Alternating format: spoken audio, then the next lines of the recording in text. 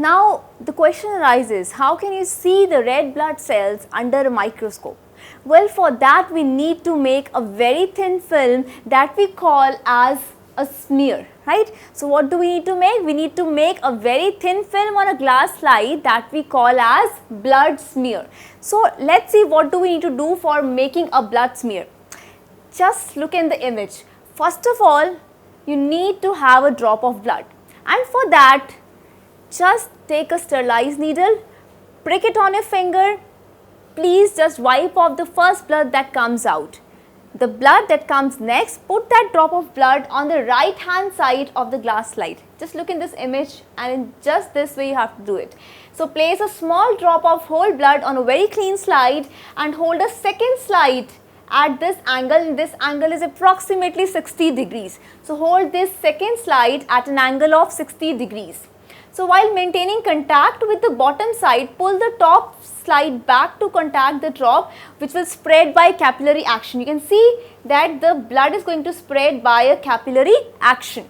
Now after this, maintain firm contact with the bottom slide and push the top slide in one motion to produce the smear, right? After this, just push the slide in one motion.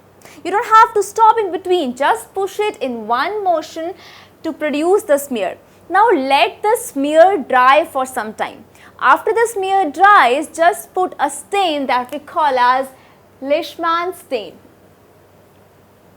Put Leishman stain on it, and after some time put distilled water and then let the slide again dry. After this, you have a slide which has this blood smear which is going to show you the red blood corpuscles, and this is also going to show you this under high magnification, right? So just remember how you're going to make a blood smear and how this actually is going to happen. So you need what? You need two clean glass slides. You need a sterilized needle so that you can prick your finger and you can have the drop of blood. Just remember that put it on the right side and take another slide, just that it comes in contact with the blood drop. When it comes in contact with the blood drop, what is going to happen? The blood drop is going to spread itself by capillary action, and you just have to maintain that firm contact. You don't have to press it hard, just maintain a firm contact with the bottom slide and push the top slide in one motion.